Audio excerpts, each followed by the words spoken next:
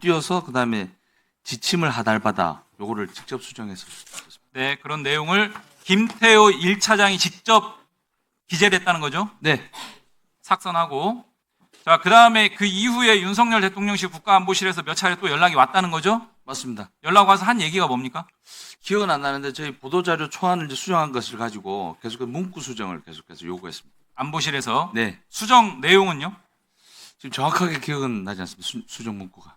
김성종 증인 이 날 같이 참석을 했어요, 두 분이. 그죠? 네, 맞습니다. 그 김성구 증언 내용 들으셨죠, 지금? 네, 이 내용 인지하고 계시죠? 그 당시 상황?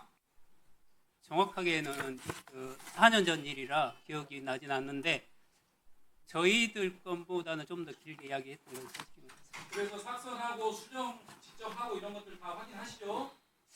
그렇게까지 내용을 바꿨는지 결론을 바꿨는 그 정도는 기억을 못 하는데 어느 정도 이야기는 있었던 것 같습니다. 내용에 대한 수정을 다음은 신동욱 의원님은 아까 하셨고 송석준 의원님 안 계시는군요.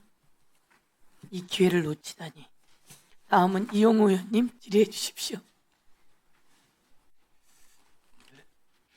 네, 이용호 의원님 질의해 주십시오.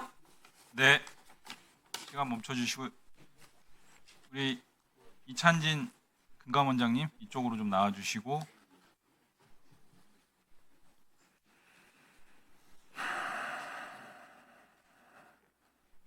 화면 좀 띄워주세요.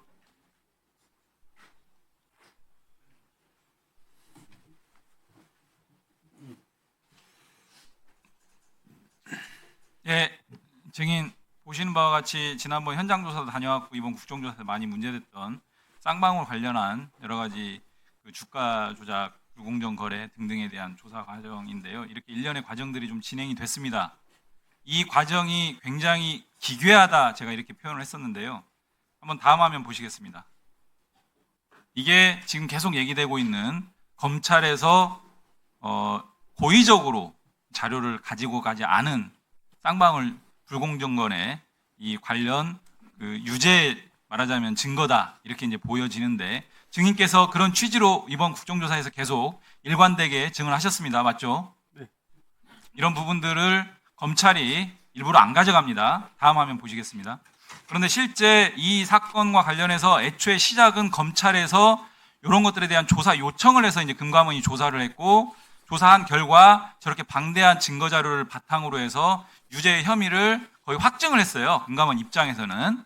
그리고 심지어 그 금액이 100억대가 넘는 굉장히 큰 이례적인 금액이라고까지 말씀 주셨는데 조사한 결과를 보시는 바와 같이 왼쪽 자료를 보시면 수원지검하고 협의를 합니다. 23년 1월 30일 날 협의를 하는데 그 아래 보시면 협의 결과 향후 계획에 압수수색 영장을 통해 조사 자료를 제공하고 우리 금감원은 이를 근거로 조사 종결하는 방안에 대해 수원지검과 금감원이 상호 합의했다라는 겁니다. 맞죠? 네.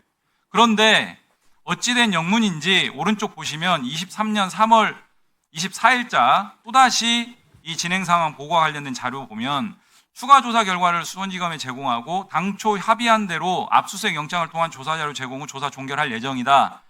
2달이 지났는데도 계속 이 상황이에요. 다시 돌아가면 타임라인 보시면은요. 예. 그래서 22년 11월 17일자 수원지검에서 이제 조사 요청을 받고 조사해서 1월 30일 날 종결하고 조사 결과를 다 보고를 하고 이 자료를 가져가는 합의까지 됐어요. 압수수색 통해서. 그런데 한 석 달 이상 계속 진행이 안 되고 3월 27일부터 6월 30일까지 또 이게 진행이 안 되고 그러다 보니까 결국 8월 달에 패스트트랙으로 통보를 합니다. 그런데 한 2년 묵혔다가 검찰은 이거를 불기소 처분으로 결론을 내요. 근데 어떤 이유로 불기소 처분을 또 하느냐? 쭉쭉 넘어가 주세요. 이게 이번 현장 조사에서 확인된 내용인데 금융감독원은 현재까지 위 통보 내용 외에 다른 자료를 전혀 제출하지 않고 있다라는 것을 불기소 처분 하나의 근거로 듭니다. 그러니까 정리하면 검찰에서 조사 요청해서 금감원은 성실하게 조사했고 유죄 확증까지 들 정도로 방대한 분량의 증거 자료를 취합을 했는데 압수수색 통해서 가져가기로 양 기관이 합의까지 했는데도 결국 안 가져가고 한 2년 이상 묵혀뒀다가 금감원이 자료를 안 주네요. 이런 근거를 가지고 또 불기소 처분까지 해요. 제가 그래서 이게 굉장히 기괴하다는 겁니다. 총장 대행 다 확인하셨죠? 예, 최근에 보고 받은 게 있습니다. 철저하게 살펴보셔야 됩니다. 예, 그렇게 하겠습니다. 그리고 말씀드린 것처럼 재판에 문서 송부 촉탁을 해서 금감원 자료를 네. 받아볼 예정입니다. 예, 그 문서서무 촉탁으로 가져가기가 쉽지가 않고요. 이게 고민거래 정보가 있어서 저희가 문송으로는 보통은 보내질 못하고 있는 상태입니다. 그래서 압수수색해서 가져가시는 게 제일 가장 확실한 방법입니다. 자, 3년, 4년 전에 했어야 될 일들을 지금 다시 하라는 겁니다. 총장 대행 들으셨죠? 자, 예, 알겠습니다. 일단 거기까지 확인하고요. 시간 멈춰주시고 증인 들어가시면 됩니다. 김성구, 김성종 두 증인 나와주세요. 이쪽으로 나오시면 됩니다.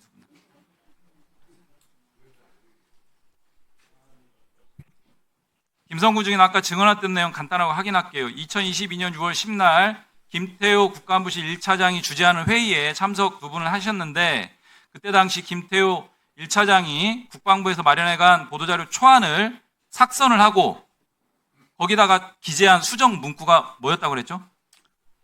제 기억으로는 청와대 안보실 그 부분하고 좀 띄어서 그다음에 지침을 하달받아 요거를 직접 수정해서 네, 그런 내용을 김태호 1차장이 직접 기재를 했다는 거죠? 네, 삭선하고.